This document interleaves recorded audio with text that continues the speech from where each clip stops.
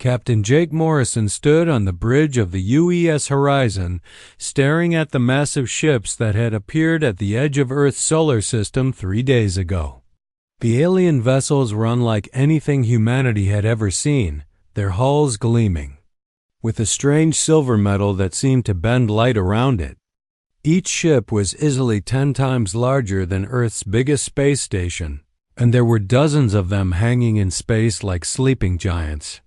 The communication console beeped, and Lieutenant Danny Walsh looked up from his station. "Captain, we're receiving another transmission from the alien fleet." "Same frequency as before." Jake nodded and straightened his uniform. This would be the 4th attempt at communication since the aliens arrived. The first 3 had been nothing but static and strange sounds that the computer couldn't translate. "Put it through, Danny. Let's see if we can finally understand what they want." The main screen flickered, and suddenly a face appeared that made everyone on the bridge go quiet. The alien looked almost human, but not quite. Its skin was pale blue, and its eyes were larger than a human's, with pupils that changed color from gold to silver. When it spoke, the words came out in perfect English, though the voice sounded like it was coming from very far away. "Greetings, inhabitants of the 3rd planet. I am Trade Commissioner Vex of the Zephyrian Empire. We have traveled far to reach your small world, and we come with an offer of great benefit to your species." Jake stepped forward, trying to keep his voice steady. "This is Captain Jake Morrison of the United Earth Space Command. We welcome you to our solar system, Commissioner Vex. What kind of offer do you bring?" The alien's face showed what might have been a smile, but it didn't look friendly. "Your world possesses certain resources that are valuable to the Empire. We are prepared to trade with you, offering technology and knowledge that will advance your primitive civilization by thousands of years." The word primitive hit Jake like a slap. He could feel the anger building in his chest, but he forced himself to stay calm. "What resources are you interested in, and what exactly are you offering in return?" Commissioner Vex waved a hand, and the screen split to show images of Earth's oceans, mountains, and forests. "Your planet has large amounts of clean water, which is rare in this sector of the galaxy. You also have deposits of crystalline minerals that we require for our technology. Additionally, your biological specimens would be useful for our research programs." Jake felt his blood run cold. The way the alien talked about Earth's life forms made them sound like laboratory animals. "And what would you give us for these resources?" "We offer basic space travel technology that will allow you to leave your planet, though of course you would remain within your designated system. We also provide simple energy generation methods and basic medical knowledge. In return, we ask for exclusive mining rights to your ocean floors and mountain ranges, along with samples of your various life forms for study." The bridge went silent. Jake could hear his own heartbeat in his ears. The alien was talking about strip mining Earth and taking away living creatures for experiments, all in exchange for what he called basic technology. It was clear that Commissioner Vex saw humans as nothing more than backwards natives who should be grateful for any scraps the mighty Zephyrian Empire threw their way. "Commissioner Vex," Jake said slowly, "I'm afraid I'll need to discuss your offer with my superiors before we can give you an answer." The alien's expression changed, and for a moment Jake saw something cold and dangerous in those color-shifting eyes. "Of course. You have 72 of your hours to consider our generous proposal. I trust you will make the wise choice." The screen went black, leaving the bridge crew staring at empty space. Danny was the first to speak. "Captain, did he just threaten us?" Jake nodded grimly. "I think he did, Danny. Get me Admiral Carter on the priority channel. We need to get word to Earth immediately." As the horizon turned toward home, Jake couldn't shake the feeling that humanity had just received its first glimpse of how the rest of the galaxy saw them. The Zephyrians hadn't come as equals looking for partnership. They had come as masters, expecting Earth to bow down and hand over everything valuable in exchange for table scraps. The beautiful alien ships suddenly didn't look so impressive anymore. They looked like what they really were, the tools of conquerors who had probably done this same thing to countless other worlds. Jake wondered how many species had accepted deals like the one Commissioner Vex had offered, trading away their freedom and dignity for the promise of advancement. Well, Jake thought as Earth grew larger on the view screen, they were about to find out what humans were made of. Something told him that Commissioner Vex was going to be very surprised by humanity's answer. Admiral Lisa Carter sat in the war room deep beneath the Global Defense Command headquarters, surrounded by Earth's top military and political leaders. 3 months had passed since Captain Morrison's first encounter with the Zephyrians, and the alien fleet had returned with twice as many ships as before. The massive vessels now formed a blockade around Earth's moon, their presence a constant reminder that humanity was no longer alone in the universe. "The situation has changed," Admiral Carter said, looking around the table at the grim faces of her colleagues. "Commissioner Vex contacted us this morning with a new message. Ambassador Phillips, would you share what they told us?" Ambassador! Ryan Phillips, a tall man with gray hair and tired eyes, activated the holographic display at the center of the table. Commissioner Vex's alien face appeared, but this time there was no pretense of politeness in his expression. "People of Earth," the recorded message began, "you have had sufficient time to consider our generous offer. Your silence tells us that you believe you can refuse the Zephyrian Empire. This is a grave mistake. We have been patient with your primitive understanding of galactic politics, but our patience has limits." The alien leaned forward, and his eyes shifted from gold to a deep red color. "You will accept our terms within 7 of your days, or we will be forced to take what we need by other means. Thousands of species across the galaxy have learned to benefit from Zephyrian guidance. Those who refused our friendship found themselves facing our displeasure. I trust you are wiser than they were." The message ended, leaving the room in heavy silence. General Amy Foster, head of Earth's Space Defense Forces, spoke first. "He's not even pretending to be diplomatic anymore. This is a straight threat."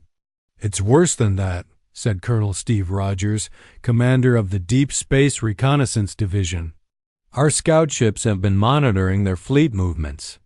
They're not just sitting there waiting for our answer. They've been launching survey missions to every inhabited world in our solar system. Mars Colony, the Jupiter mining stations, even the research outpost on Europa. They're cataloging everything we have." Dr. Helen Brooks, Earth's leading expert on alien technology, pulled up her own data files. "I've been analyzing the probe fragments our ships recovered from the edge of the system. What we're seeing is even more disturbing than a simple invasion fleet." She highlighted sections of alien technology on the display. "These aren't exploration tools or scientific instruments. They're assessment and extraction equipment. The Zephyrians have been watching us for years, maybe decades. They know exactly what resources we have, where they're located, and how to get them. This whole negotiation process is just a formality to them." Ambassador Phillips rubbed his temples. "Intelligence reports from our contacts in the outer colonies confirm Colonel Rogers' observations. The Zephyrians have been following the same pattern across dozens of star systems. They arrive, make their generous offer, and when the local species refuses, they simply take what they want anyway." "What happened to the species that refused?" Admiral Carter asked, though she suspected she already knew the answer. "They become client states," Phillips replied. "Technically independent, but completely dependent on Zephyrian technology and trade. Their populations are kept stable enough to maintain basic infrastructure, but all major decisions go through Zephyrian administrators. It's slavery with extra steps." The room fell quiet again as everyone absorbed this information. Finally, General Foster spoke up. So what are our options? We can't fight a galactic empire with our current military capabilities. Colonel Rogers cleared his throat. Actually, General, that might not be entirely true. Our reconnaissance teams have been studying their ship movements and communication patterns. The Zephyrians are powerful, but they're also predictable. They've been doing the same thing for so long that they've become overconfident. Dr. Brooks nodded enthusiastically. Steve's right. I've been reverse engineering their technology, and while it's advanced, it's also standardized. They use the same systems, the same frequencies, the same tactical approaches everywhere they go. They're like a massive machine that works perfectly, as long as everything goes according to plan. But what happens when things don't go according to plan? Admiral Carter asked. That's what we need to find out, Dr. Brooks said with a slight smile. I've been working with teams of engineers and scientists around the world. We may not have their level of technology, but we have something they seem to have lost: creativity. She brought up new displays showing human-designed equipment and weapon systems. While they've been sitting out there making threats, we've been busy.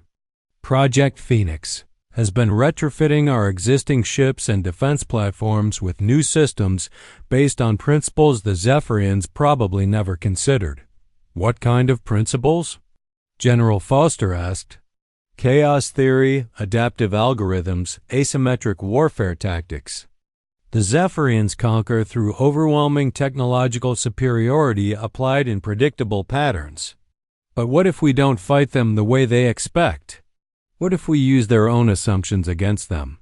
Admiral Carter stood up, feeling something, like hope for the first time in months. How long do we have before they expect our answer? 4 days, Ambassador Phillips replied. Then we have 4 days to show them that humanity isn't just another species to be bullied into submission. Admiral Carter looked around the table at her colleagues. I want all defense forces on high alert. Dr. Brooks, I need Project Phoenix ready for testing. Colonel Rogers, I want your reconnaissance teams watching every move they make. As the meeting broke up and people hurried to their assignments, Admiral Carter remained behind with Dr. Brooks. Helen, can we really do this? Can we actually stand up to a galactic empire? Dr. Brooks gathered her data files and smiled. Lisa, they came here expecting us to roll over like every other species they've encountered. They think they know everything about us because they've been watching from a distance. But they've never seen what humans are capable of when we're fighting for our home. Outside, the alien ships waited in space like birds of prey, confident that the primitive humans would soon bow to their superior power. They had no idea that below them, humanity was preparing to teach the galaxy a lesson about underestimating the species from the third planet. The deadline came and went like a whisper in the darkness of space. Commissioner Vex waited aboard his flagship, expecting the humans to contact him with their surrender. Instead, he received something else entirely, a message from Admiral Carter herself. Commissioner Vex, the human female said from his communication screen, we have considered your offer carefully, and our answer is no. Earth and its resources belong to humanity. If you want them, you'll have to take them. Vex's skin color shifted from blue to a darker purple, a sign of anger among his species. You foolish creatures have no idea what you have done. We offered you a peaceful transition to our guidance, and you have chosen war instead. We haven't chosen war, Admiral Carter replied calmly. We've chosen freedom. There's a difference. The communication ended, leaving Vex staring at a blank screen. He turned to his tactical officer, a younger Zephyrian named Krell. Begin standard. Occupation procedures. Send 3 patrol squadrons to disable their orbital defenses. Once their satellites are down, we can begin proper negotiations from a position of strength. But as the Zephyrian patrol ships moved toward Earth's defense satellites, something unexpected happened. The satellites didn't try to run or hide as most primitive species technology would. Instead, they seemed to dance. Engineer Kyle Adams watched from the Defense Control Center as his modifications to Earth's satellite network performed exactly as he had hoped. The satellites moved in patterns that the Zephyrian targeting systems couldn't predict, using microthrusters and attitude adjustments that created what looked like random motion but was actually carefully calculated chaos. The Zephyrian targeting. Computers are designed to hit objects moving in predictable orbits, Kyle explained to the technicians around him. But our satellites are now moving in mathematical patterns based on fractals and chaos theory. Their systems can't get a lock on something that appears random but is actually following complex mathematical rules. Lieutenant Commander Nancy Price coordinated the satellite defense from her position at the tactical station. She watched as Zephyrian energy beams passed harmlessly through space where the satellites had been just moments before. Kyle, this is working better than we hoped. Their accuracy rate is down to less than 30%. Meanwhile, Dr. Helen Brooks was putting the final touches on humanity's biggest surprise. Deep in the underground laboratories beneath Colorado, she and her team had been working around the clock to complete Project Phoenix's most important component, a quantum field disruptor that could interfere with Zephyrian ship systems. The beauty of their technology is also its weakness, Dr. Brooks explained to the team of scientists and engineers gathered around the massive device. They use quantum field generators for everything: propulsion, shields, weapons, communications. But quantum fields can be disrupted if you know the right frequency. She activated the device, and across the solar system, every piece of Zephyrian technology experienced a momentary flicker. It was barely noticeable, lasting only a few seconds, but it was enough to prove that human ingenuity could affect their supposedly superior systems. Captain Morrison, now commanding the modified ship UES Defiance, felt the moment when everything changed. His ship had been retrofitted with technology that the Zephyrians had never seen before. Systems that used human principles of adaptation and improvisation rather than rigid programming. "Take us in, pilot," Morrison ordered. "Let's show them what happens when they pick a fight with humans." The Defiance moved toward the Zephyrian patrol squadron with movements that defied their tactical computers. Instead of following predictable attack patterns, Morrison's ship moved like a living thing, rolling and diving in ways that no Zephyrian commander had ever encountered. "Sir," reported his weapons officer, Lieutenant Pete Collins, "their ships are trying to match our movements, but their computers keep calculating the wrong intercept courses." "That's because they're thinking like machines," Morrison replied. "Fire when ready, but use pattern Delta 7. The Defiance's weapons fired in a sequence that seemed random, but was actually based on jazz, improvisation patterns that Kyle Adams had programmed into the targeting system. The Zephyrian shields, designed to deflect focused attacks, couldn't adapt to weapons fire that followed musical rather than mathematical logic. Aboard his flagship, Commissioner Vex watched in growing confusion as his patrol ships failed to destroy a single human vessel. How are these primitives avoiding our weapons? Their technology is centuries behind ours. "Sir," reported Tactical Officer Krell, "our targeting systems are having difficulty predicting their movement patterns. Their ships appear to be moving randomly, but there must be some logic to it that our computers cannot understand." Vex's eyes shifted to a bright orange color, indicating extreme agitation. "Impossible. Random movement would make them sitting targets. There must be some pattern we're missing." But that was exactly the point. Human creativity had found ways to be unpredictable, while still being effective.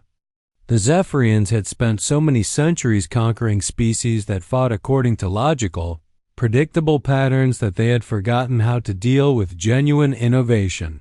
Dr. Brooks activated the quantum disruptor again, this time at full power. Across the Zephyrian fleet, ship systems flickered and failed for nearly a full minute. Emergency power kicked in, but the damage was done. The mighty Galactic Empire's fleet was suddenly vulnerable. All Earth forces, this is Admiral Carter, came the broadcast across all human military channels. Execute Operation Chaos Theory. Show them what happens when humans get creative. The battle that followed was unlike anything the galaxy had ever seen. Human ships moved like schools of fish, changing direction and tactics with fluid grace that confounded Zephyrian battle computers. Earth's defense platforms used mirrors and prisms to redirect Zephyrian energy weapons back at their own ships. Fighter pilots flew attack patterns based on classical music compositions, creating a deadly ballet, and Space Commissioner Vex found himself facing something he had never encountered in centuries of conquest, an enemy that refused to follow the rules. Every tactical manual in the Zephyrian military assumed that opponents would fight according to logical principles. But humans were fighting with controlled chaos, turning their supposed weakness into an incredible strength. As the first day of conflict ended, the mighty Zephyrian Empire found itself forced to retreat from a species they had dismissed as primitive. The humans had not won through superior technology or overwhelming force. They had won by being unpredictably, creatively, brilliantly human. In the depths of space, word began to spread among the many species under Zephyrian rule.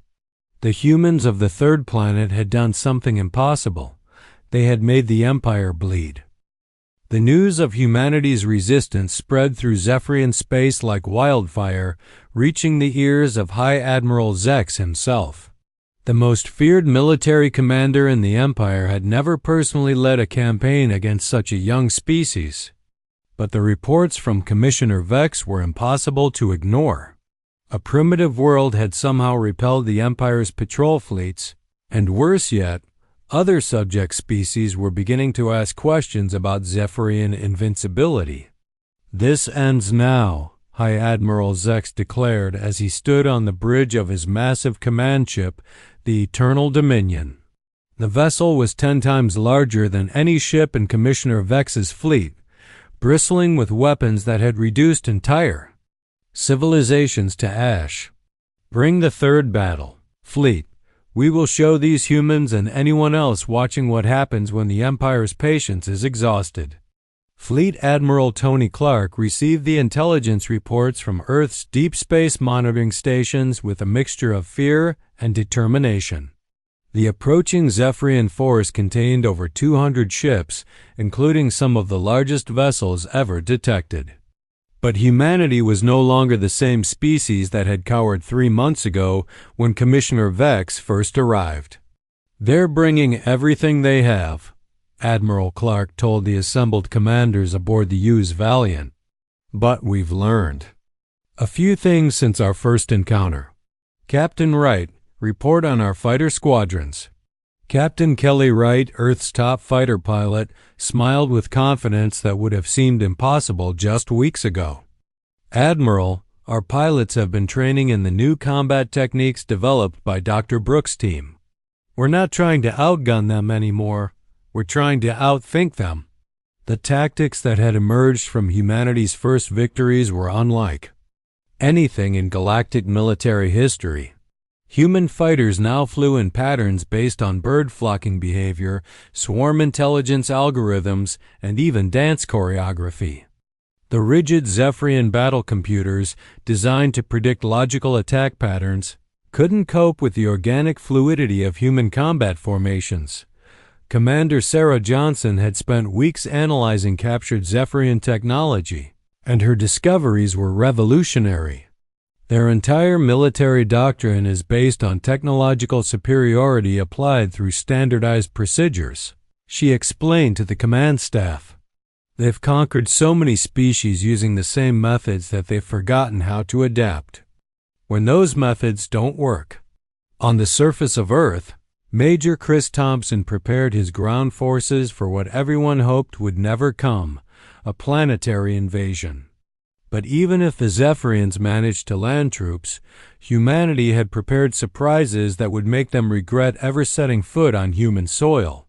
The enemy thinks in terms of forward bases, supply lines, and territorial control, Major Thompson briefed his officers.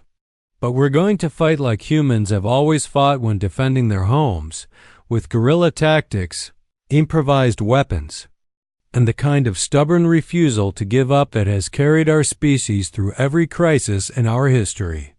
Dr. Helen Brooks had not been idle during the weeks since the first battle. Her quantum field disruptor had been refined and replicated, with installations now hidden across Earth's surface and throughout the solar system. But her greatest achievement was something even more ambitious: a complete analysis of Zephyrian command and control systems. Their ships communicate using quantum entanglement networks, Dr. Brooks explained to Admiral Clark. It's incredibly advanced technology, but it has one critical weakness. It assumes that only other Zephyrian systems will be on the same frequency. If we can inject our own signals into their network, we can create complete chaos in their command structure. The battle began as High Admiral Zex had planned, with overwhelming force applied according to proven Zephyrian military doctrine. His ships moved in perfect formation, their weapons firing in coordinated patterns that had destroyed entire star systems. But the humans were ready for them. Captain Morrison, now commanding a small fleet of modified human vessels, led the opening moves of humanity's defense. Instead of meeting the Zephyrian charge head-on, his ships scattered like leaves in the wind, each one following a different mathematical chaos pattern that made them nearly impossible to target. All ships, implement Protocol Jazz, Morrison ordered, and his fleet began to move in improvised formations that shifted and flowed like a musical composition. The Zephyrian targeting computers, designed to predict logical movement patterns, found themselves trying to hit ships that danced through space with beautiful, deadly unpredictability. But High Admiral Zex was not Commissioner Vex. The Empire's Supreme Military Commander had not reached his position by being inflexible. When his initial assault failed to achieve the expected results, he adapted his tactics with ruthless efficiency. "These humans fight like animals," he observed coldly. "Very well. We will treat them as such. All ships, implement sterilization protocol. Destroy everything that moves."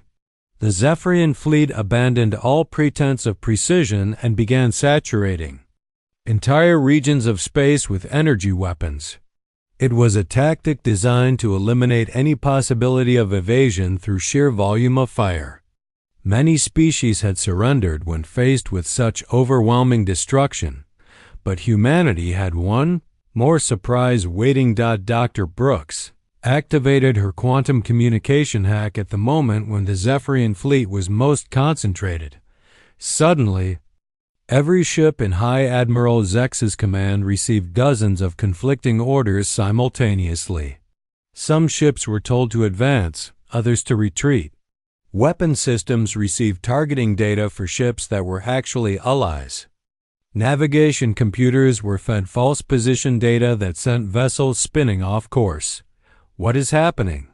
High Admiral Zex demanded as his perfect fleet formation dissolved into chaos. Ships collided with each other as their computers received contradictory navigation data. Weapon systems fired at random targets as the command network became flooded with false information. "Sir," his communications officer reported in panic, "our quantum command network has been compromised. Someone is injecting false signals into our system, but that should be impossible. Only Zephyrian technology can access Zephyrian frequencies. Unless," came a new voice from the communication system, "you're dealing with humans who don't believe in impossible." Admiral Carter's face appeared on every screen in the Zephyrian fleet. High Admiral Zex, This is Admiral Lisa Carter of Earth Defense Command. Your invasion has failed. Withdraw your forces now, or we will show you just how creative humans can get when we're protecting our home." High Admiral Zek stared at the human female with a mixture of rage and disbelief. In over 3 centuries of military service, no enemy had ever penetrated Zephyrian command systems. The technological achievement required was beyond what any species outside the Empire should have been capable of. "Impossible," he whispered, but even as he spoke the word, he could see his fleet struggling to regain control of their own ships. The humans had not just fought his forces, they had turned the Empire's greatest technological advantage against itself. As Zephyrian ships began to retreat in disorder, Admiral Carter made one final broadcast that would be heard across the galaxy. "To all species under Zephyrian rule, you have seen today that the Empire is not invincible. They can be defeated. They can be stopped. And most importantly, they can be forced to treat others with respect." The mighty Zephyrian Empire, for the first time in millennia, found itself in full retreat from a species it had dismissed as primitive. But more than that, they found themselves facing something they had never encountered before: the possibility that their long reign of galactic dominance might finally be coming to an end. The news of High Admiral Zek's defeat traveled faster than his retreating ships. Across dozens of star systems, species that had lived under Zephyrian rule for generations suddenly found themselves asking questions they had never dared to voice before. If the mighty Empire could be beaten by a young species from an unknown world, what did that mean for the established order of the galaxy? Captain Morrison found himself at the center of humanity's most ambitious mission yet. His ship, the UES Defiance, had been selected to make contact with potential allies among the Empire's subject species. The mission was dangerous, venturing into Zephyrian space with a single ship, but the potential rewards were enormous. "Remember, Admiral," Carter had told him before departure, "we're not looking to start a galactic revolution. We're looking for friends. Species that might be willing to stand with us if the Zephyrians come back in even greater numbers." The first contact came in the Corthan system, where a reptilian species had been providing raw materials to the Empire. For over 2 centuries, the Corthan Republic had once been a proud spacefaring civilization, but decades of Zephyrian resource extraction had reduced them to little more than glorified miners on their own worlds. "Human vessel, you are in violation of Zephyrian space law," came the communication from the Corthan patrol ship that intercepted Morrison's vessel. "State your business or prepare to be escorted to the nearest Imperial station." "This is Captain Jake Morrison of Earth Defense Command," Morrison replied. "We're here to talk to anyone who might be interested in learning how to make the Zephyrians bleed." There was a long silence before the Corthan commander responded. "Follow us to our homeworld, human. But know that if this is some kind of trap, you will not live to regret it." The Corthan capital was a shadow of what it had once been. Grand buildings had been stripped of their metal decorations to meet Zephyrian quotas. Parks and gardens had been replaced with mining equipment. The proud reptilian people moved through their own cities like prisoners in their homeland. But when Morrison showed them recordings of the battle at Earth, something changed in their golden eyes. For the first time in generations, the Corthans began to remember what it felt like to have hope. "You really defeated a full Zephyrian battle fleet," said Chancellor Vorth, the elderly leader of the Corthan Republic. "We have heard rumors, but seeing the evidence with our own eyes is different. How did you do it?" Morrison smiled. "We stopped fighting the way they expected us to fight. We started fighting like humans." Meanwhile, back at Earth, Dr. Helen Brooks was making another breakthrough that would change everything. Her analysis of captured Zephyrian technology had revealed something unexpected. The Empire's greatest strength was also its greatest weakness. "They've standardized everything," she explained to Admiral Carter during a classified briefing. Every ship, every weapon, every communication system uses the same basic principles.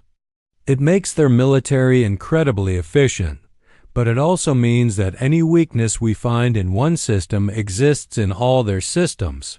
What kind of weakness? Admiral Carter asked. Dr. Brooks pulled up a holographic display showing Zephyrian technology. Schematics. Their quantum field generators all operate on harmonic frequencies. If we can generate the right counter frequency, we can cause cascade failures throughout their entire fleet. Not just communication disruption, complete system shutdown. Admiral Carter stared at the data with growing excitement. How long would you need to build a device capable of generating this counter frequency? With the resources we captured from their ships, maybe 6 weeks. But Lisa, there's something else. If we share this technology with other species, if we teach them how to disrupt Zephyrian systems, we could create a network of resistance that spans the galaxy. That was exactly what Captain Morrison was doing in the outer systems.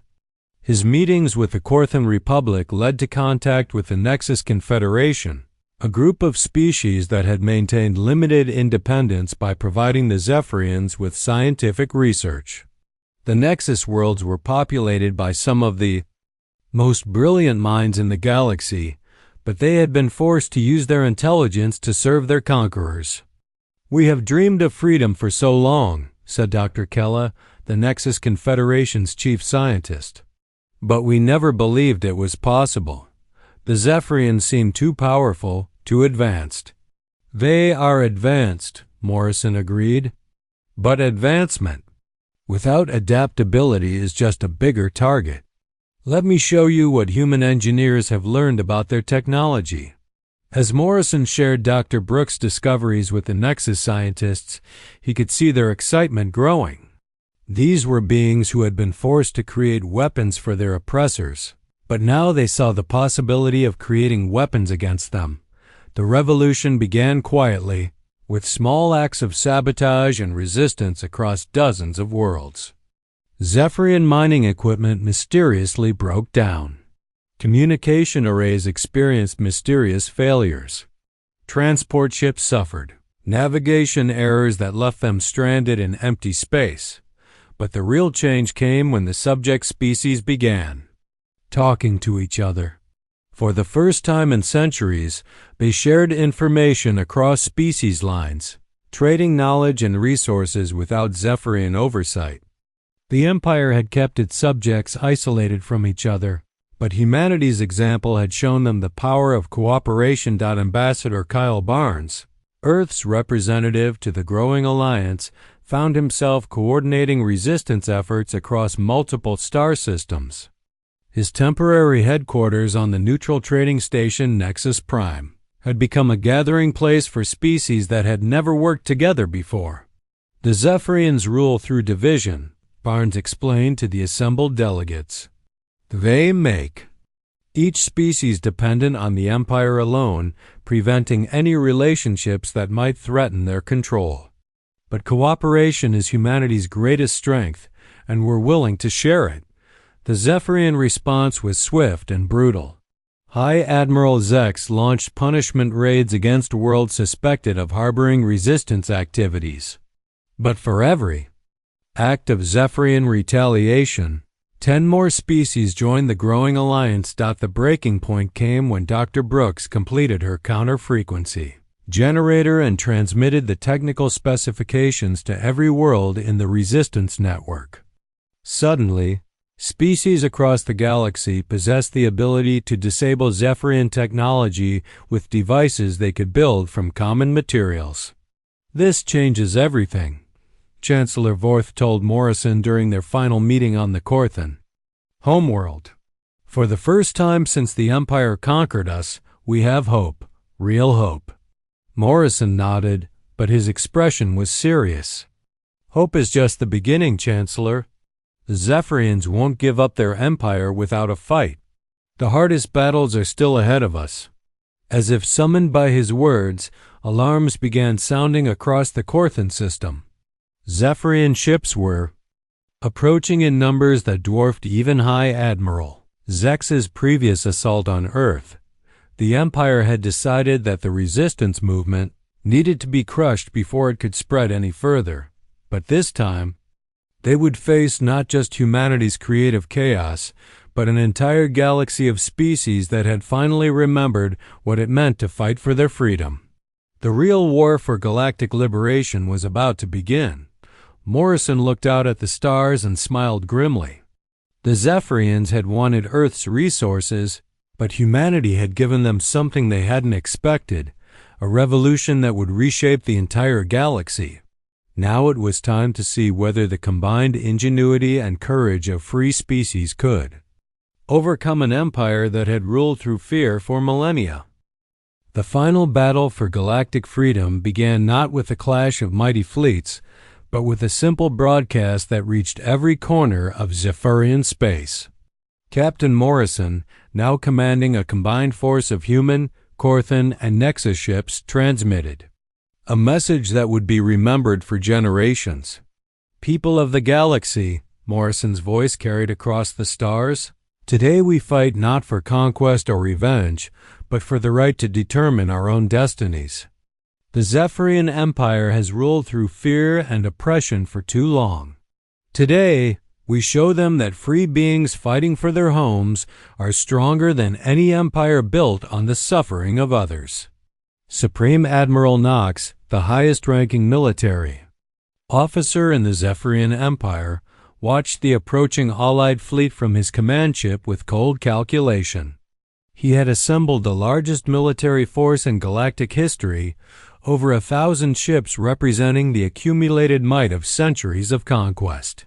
These rebels think they can challenge the natural order of the galaxy, Knox said to his assembled commanders.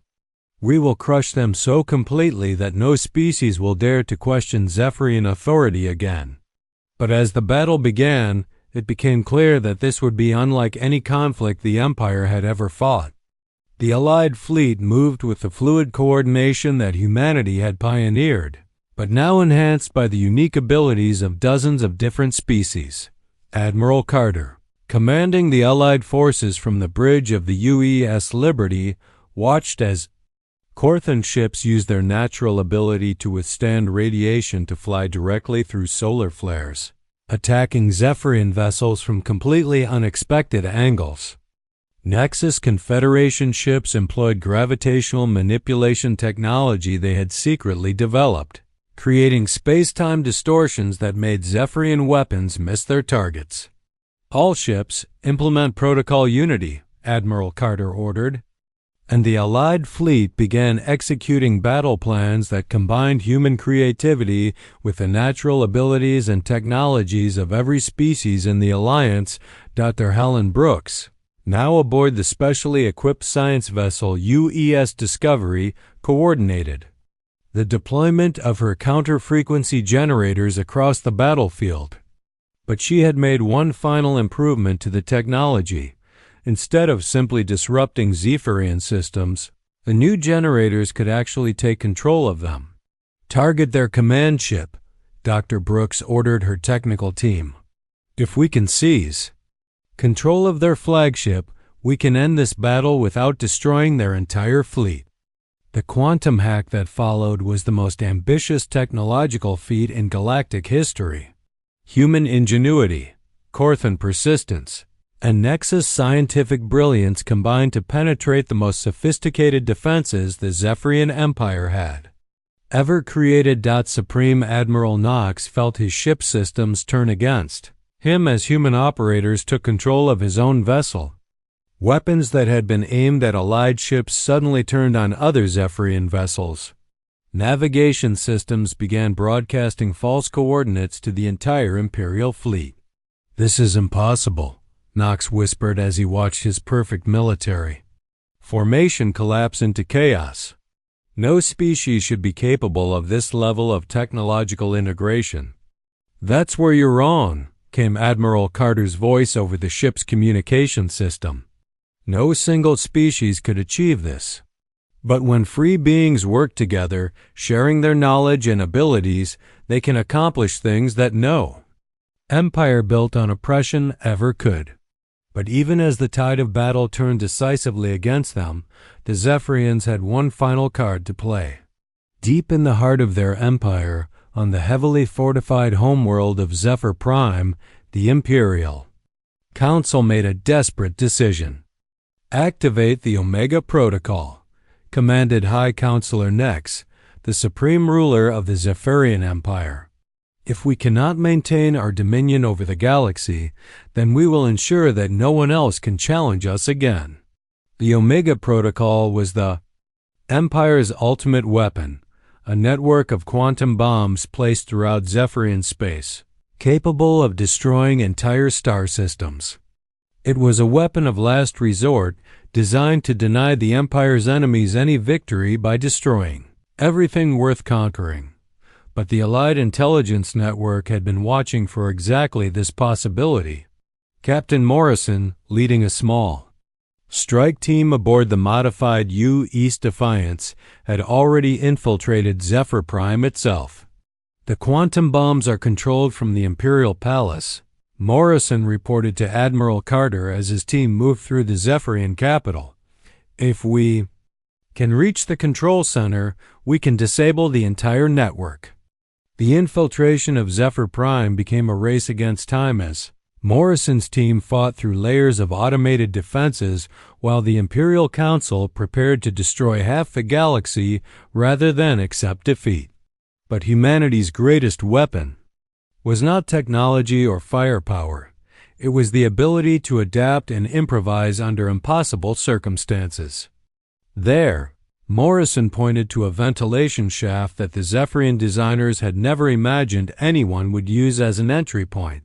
Human flexibility versus alien engineering. I like our odds. The final confrontation took place in the heart of the Imperial Palace, where High Counselor Nex stood before the Omega Protocol control matrix with his hand hovering over the activation switch. "You have destroyed everything we built," Nex said to Morrison as the human captain entered the control chamber. "Our empire, our order, our vision of galactic peace through unity." "Your vision was unity through oppression," Morrison replied calmly. "We're offering something better, unity through cooperation. The choice is yours, Counselor. You can destroy everything out of spite, or you can help us build something new." For a long moment, the fate of the galaxy hung in the balance, as the proud Zephyrian leader struggled with concepts his species had forgotten during their long reign of dominance. Finally, his hand moved away from the activation switch. "What would you have us do?" Nex asked quietly. "Help us create a galaxy where every species can contribute their unique strengths to the common good," Morrison said. "A galaxy where respect is earned through cooperation, not imposed through force." The war ended not with the destruction of the Zephyrian Empire, but with its transformation. In the months that followed, former enemies worked together to establish new institutions based on mutual respect and voluntary cooperation. The Galactic Cooperative Council included representatives from every species, with decisions made through consensus rather than imperial decree. Ambassador Kyle Barnes found himself serving as Earth's first representative to the new galactic government, working alongside former Zephyrian officials who had to learn entirely new ways of thinking about leadership and authority. "The hardest part," Barnes explained to Dr. Brooks during one of their planning sessions, "is helping them understand that true strength comes from diversity, not uniformity. They've spent so long believing that their way was the only way that they can't imagine how different approaches might actually be better." Dr. Brooks nodded as she reviewed the plans for the new interspecies research initiatives. "But they're learning. Yesterday, a Zephyrian engineer asked me to explain human chaos theory mathematics. 6 months ago, he would have dismissed it as primitive nonsense." Captain Morrison, now Admiral Morrison and commander of the Galactic Defense Force, stood on the bridge of his new flagship and looked out at a sight that would have been impossible. Just a year ago, ships from dozens of different species working together on joint patrol missions, their crews learning from each other and forming friendships that crossed the PTTDs, learning from each other and forming friendships that crossed the tune, the that crossed the TA. Boundaries of species and culture. The galaxy had learned an important lesson about respect. It could not be demanded or imposed through superior firepower. It had to be earned through actions that demonstrated wisdom, courage, and the willingness to treat others as equals rather than subjects. Humanity had come to the stars seeking their place among the galactic community. They had found it not through conquest or submission, but by showing the galaxy a better way to relate to one another. The Zephyrians had wanted Earth's resources, but humanity had given the galaxy something far more valuable, the knowledge that cooperation was stronger than domination, and that respect was something that grew stronger when it was shared rather than hoarded. In the end, both species got what they truly needed, even if it wasn't what they had originally wanted.